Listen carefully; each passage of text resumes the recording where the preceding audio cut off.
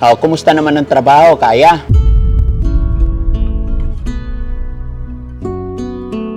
Yung trust ang importante. Huwag tayong sisira.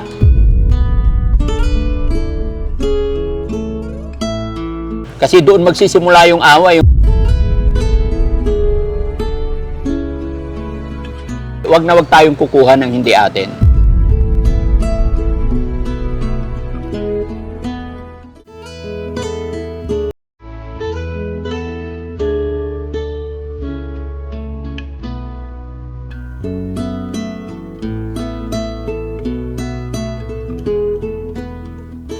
Ayan, magandang umaga mga kababayan, mga kabarangay. Kumusta po kayo?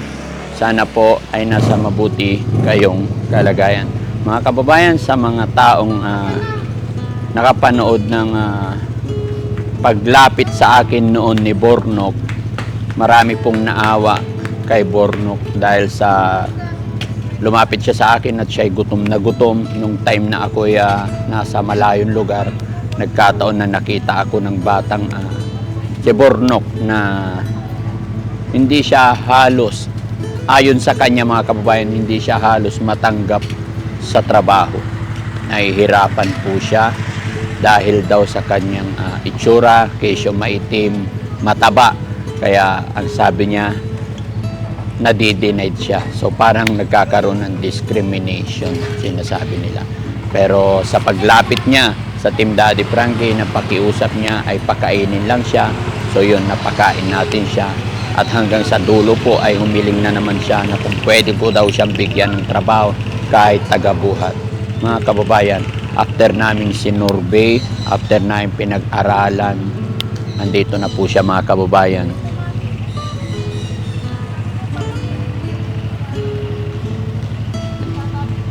Salamat sa Diyos mga kababayan dahil si Bornok po, nakita ko po sa kanya. At isa siyang nagpatunay na naman po sa kasabihan na don't judge the book by his cover. Dahil nga ba mga kababayan, ganun ang kanyang itsura.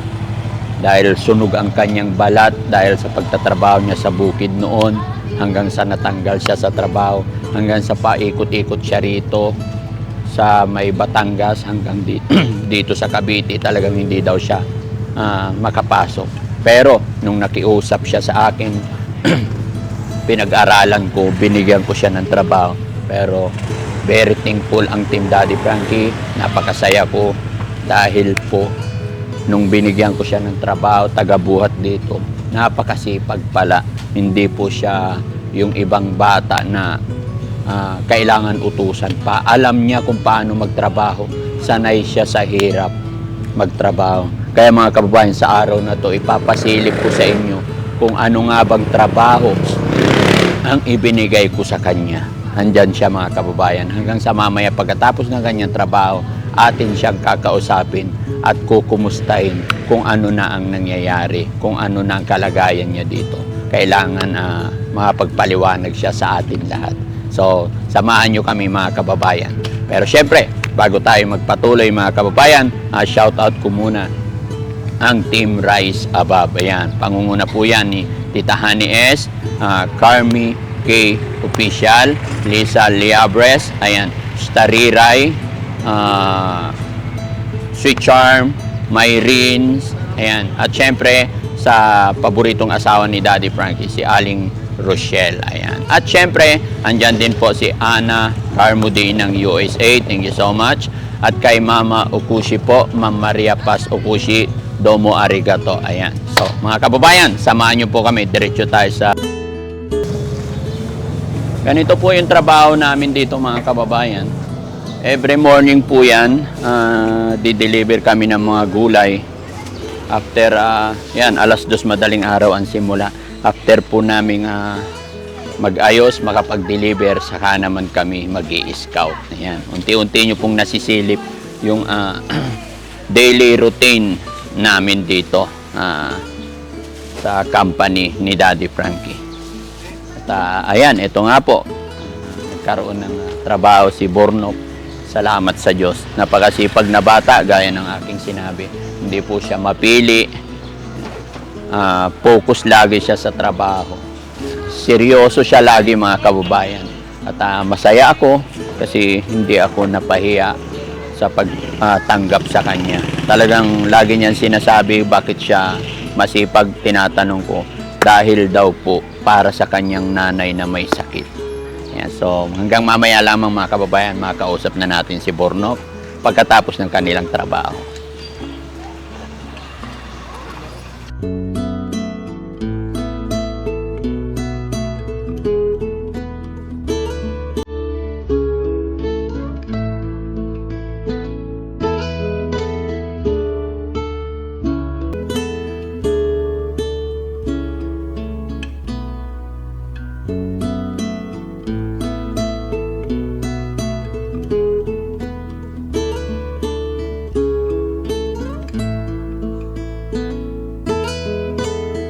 Ayan mga kababayan, tapos na yung delivery pero inihintay natin si Bornok. Ayan, nagkapag-deliver na rin siya. Honey, pasantok naman. May pagkain na? Ayan, para mga kababayan, after kasi ng delivery, gaya ng aking sinabi, ayun, kunti lang rice sa akin. Gaya ng aking sinabi mga kababayan, after ng delivery namin, pag naiayos ng business, tsaka kami mag-i-scout. Ayan, may kagawad kami dito. Ayan. Labas dila pa talaga. Panalo ba tayo kagawad? Dikit laban. Dikit laban. Okay. Ayan. Ayan. Nag-cameraman natin ngayon mga kababayan si KJ27. Ayan. Oh, nandyan na pala si Bornok mga kababayan. Napala eh. Okay. Okay ka lang? Wala po, sir. Okay, very good.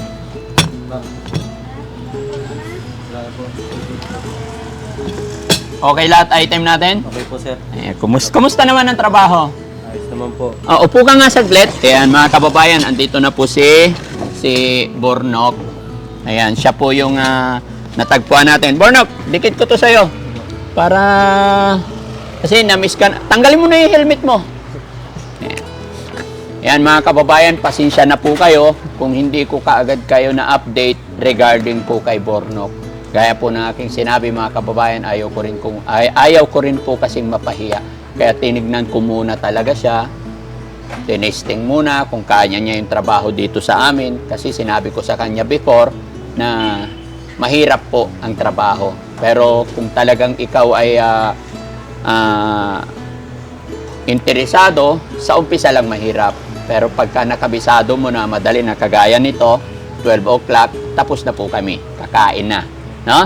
Kumusta pala ang trabaho dito? Okay lang po, sir. Masaya po. Masaya. Kaya? Kayang-kaya po, sir. Kayang-kaya yan mga kababayan. Binilhan ko siya ng e-bike kasi yung mga malalapit lang dito, binabike niya yung mga gulay-gulay na konti. Yun, binabike na lang po yan in e-bike kasi marami kaming rider. Yun na importante sa amin dito, mga taga-buhat, tapos rider. No? Kumusta na ang magulang mo doon? Okay naman po sila, sir. Nakapagpadala na rin ng po ako sa kanila. Yung binigay ko sa'yo, naipadala mo na. Opo. Salamat sa Diyos. Kumusta naman ang trabaho? Kaya? Kaya po, sir. Basta mag-iingat ka lang sa pagdadrive mo, ha? Huwag ka makikipag-unahan. Opo. Hindi, hindi mauubos yan daan. Kung may mga mabibilis, hayaan mo lang sila. Makakarating ka rin sa paruroonan mo, ha? Opo, sir. Okay. Saka nagpapasalamat din po ako sa inyo, sir, kasi tinanggap niyo po ako ng buong puso po dito. Saka hindi po kayo nagdalawang isip sa akin. Saka mapapadalan ko na po lagi po ang aking magulang. Oo, basta magsipag ka lang, no?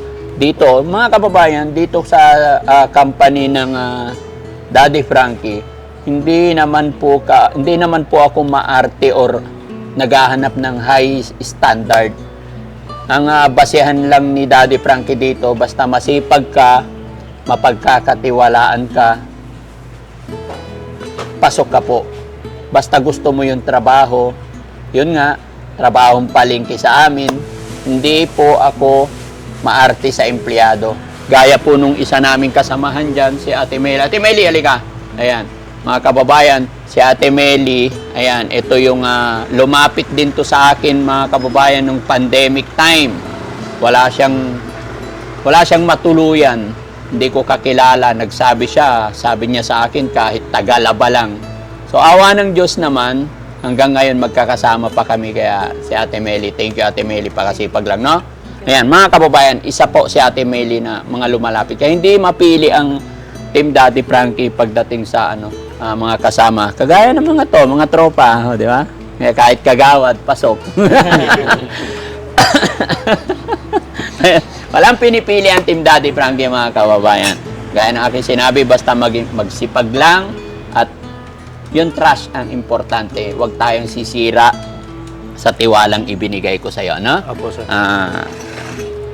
Gawin mo lang yung kaya mo. Tsaka kung may problema ka, sasabihin mo kaagad sa amin kay Aling Rochelle, ha? Opo, sir. Tapos doon sa barracks ninyo, kanya-kanyang gamit kayo.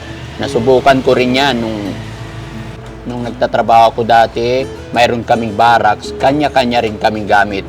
Kasi doon magsisimula yung away, yung hindi naman kayo magkakakilala. Unless na magkakaibigan talaga kayo. Pero pinaka-the best talaga, kung ano yung tabo mo, sabon mo, shampoo mo, toothpaste mo, sa'yo yun, ha? Opo, sir. Wag tayong kukuha ng hindi atin.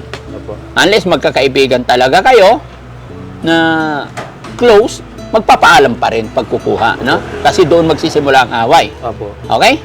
Opo, sir. Sige, basta ingat ka lang. Kumain ka na ba? Hindi pa po, sir. Sige, sabayan mo kami. Kuha pagkain mo doon. Ha? Ayan mga kababayan, sabay natin siya kumain kasi hindi pa kumakain. Sige, kain na tayo. Ikaw na. Bro, halika na. Sabay ka na. Tara, kain na.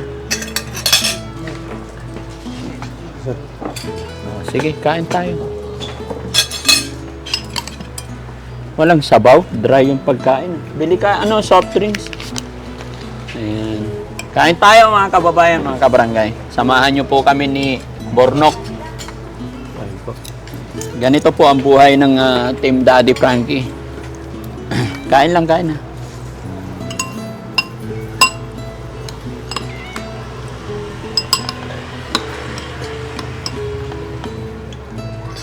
Parang gusto ko sardinas. Red sauce. Yan. Oo, kahit 3. Magkano ba yung 7 isa, di ba? Ay, magkano ba? Ay, 21 na. Akala ko 7 pa rin ang sardinas. Namimiss ko yung sardinas, mga kababayan. Kain po tayo. Ayan. Kain ka lang, Bornok. Oo, sir.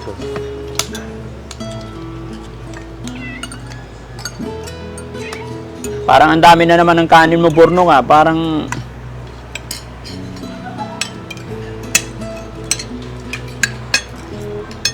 Temeli, kain na tayo.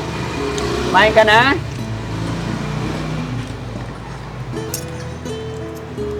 Ang daming kanin. Ayoko nang May ink pa yung kamay ko, eh. Sana manalo ka, kagawad, no? Sana ho, marami tayong plataforma para sa mga kababayan natin. Yun. Marami tayong mga kaibigan, mga kababayan. Yan, si Kagawad. Mahirap kumain, mga babae, pag walang sabaw. Tuyo yung ulam namin. Ay, naman na! Okay na yan. Hindi naman, sino may gusto? Halika na, upo ka na dito, sabay ka na sa amin. Sino may gusto dyan ng sardinas? Ikaw, Bornok. Gusto mo to? Opo. Ha? Opo. Kumakain ka rin ba nito? Wala tayong Ako, paborito ko yan, eh. Sa inyo. Upo ka na, kain. Ay, dito ka. Ha? Ito, kutsara mo. Ito. Okay ka lang dyan. Sige na. Ayaw ko kasi na marami din guys.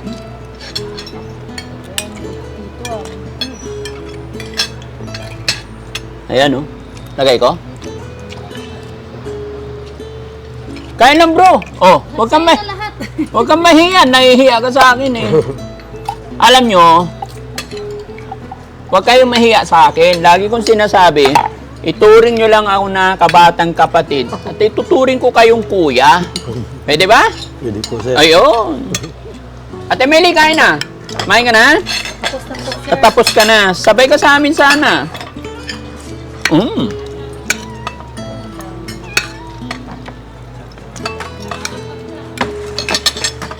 Thank you, Ate Meli. Ito pa, Kagawad. Ay, pahingin kanin. Nagutom si Kagawad. Ay, ito pala, oh. Teka lang, nagpapakuha ko kanin.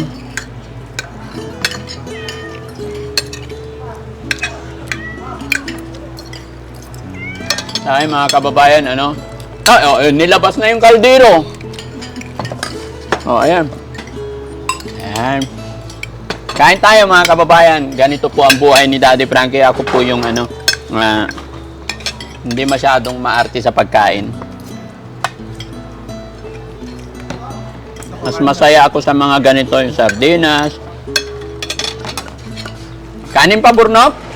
Dahan-dahan sa kanin, Burnok. Baka ma-high blood ka sa kanin, ah. Opo, sir.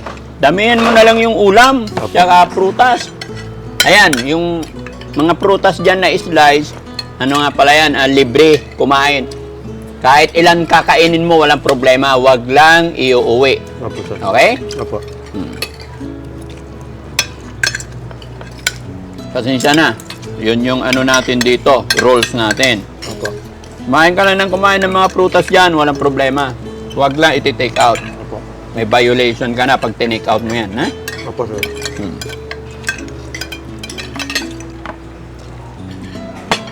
Ayaw naman na mag-bowl. Bakit?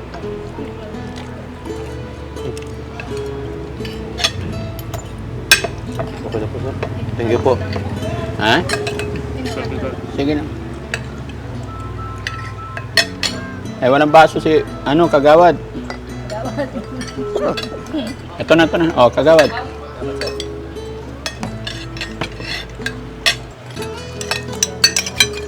Shout out po kay kay Tita Hanes.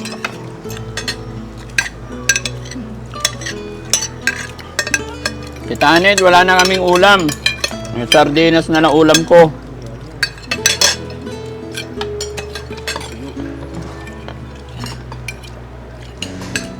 Kanin pa, Burnok? Puti talaga naman. Ganado, bubutasin natin yung kaldero natin, ha. Sige na, pasahin tayo ulit pag kulang, walang problema.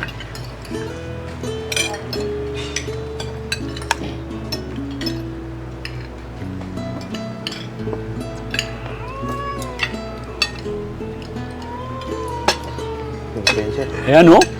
Wala! Hindi, meron pa, marami pa to. Sige lang. Buksan nyo to kasi.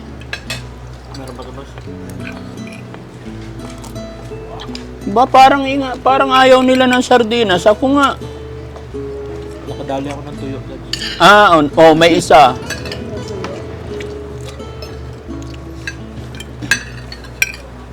Ayaw nyo kasing buksan. Tira. Hanggat meron, kain lang ng kain. Pag wala, di pasensya.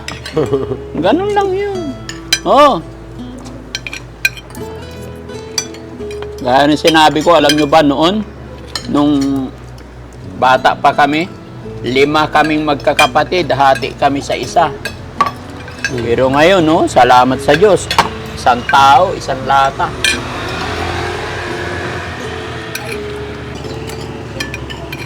Burnok, pag araw-araw siyam na rice, maraming rice, magkaka-high blood ka talaga. Kaya sanayin mo yung sarili mo, ha? Unti-unting Bawas. Oo, bawas. Hindi maganda yun. Ilang taong ka na mo? 27 po, ma'am. 27. Sa pagkasipag ka lang dito, ha? Opo, sir. Habang tumatagal, tumataas din ang sweldo. Ikaw mismo gagawa ng kapalaran mo, ikaw gagawa ng sweldo mo. Di ba? Opo, sir. Sa trabaho lang, Opo. matuto ka. Matuto ka sa lahat ng bagay. Yun, araw-araw din maligo, no? Alagaan. Nagtatrabaho tayo, kumakain tayo, iniingatan natin yung health natin, kinukulture din natin yung katawan natin, no? Opo, sir. Huwag kang ma-open, huwag kang magalit sa akin. Opo, sir.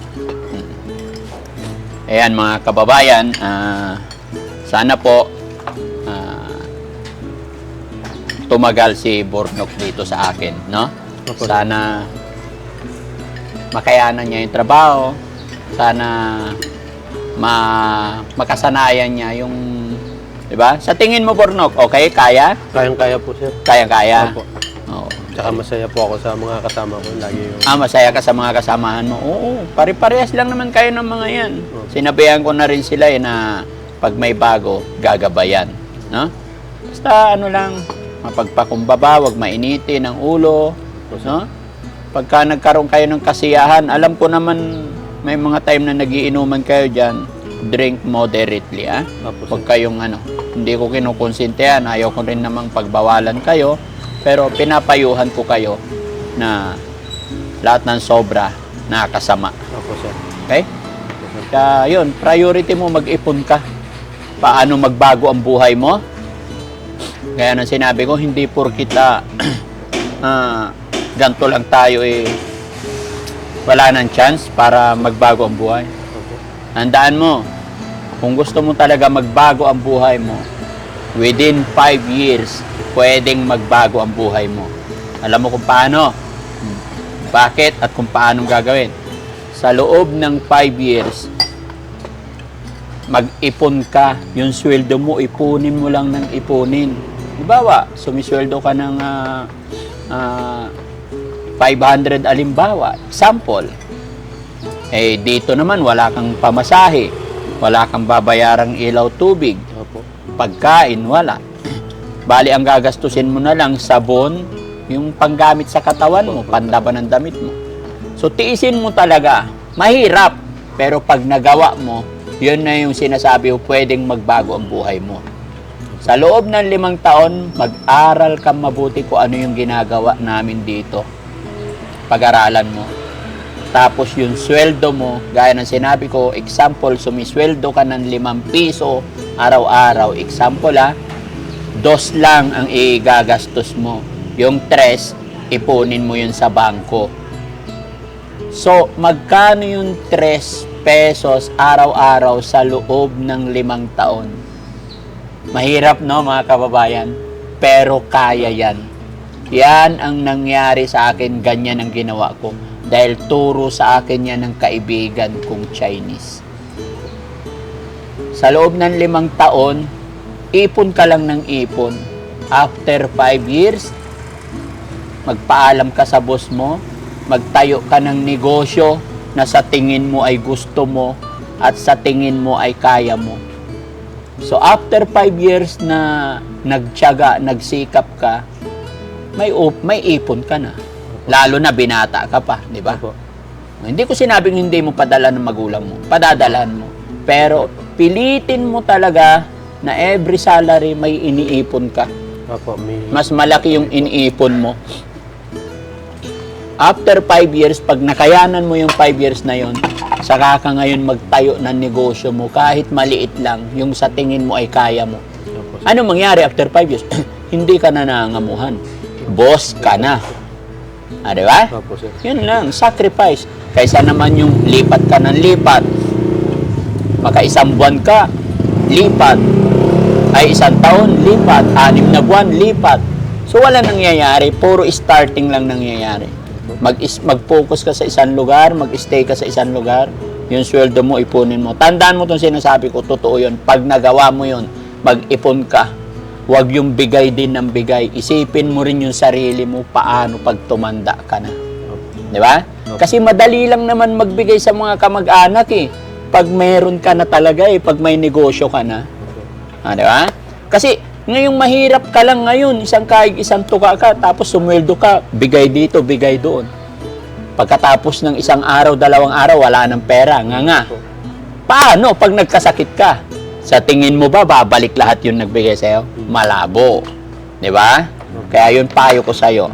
Tandaan mo yan. Na? Okay? Okay, sige. Para mga pagpahinga na, no? So, mga kababayan, sana naging masaya kayo sa update ko kay Bornok. Ayan.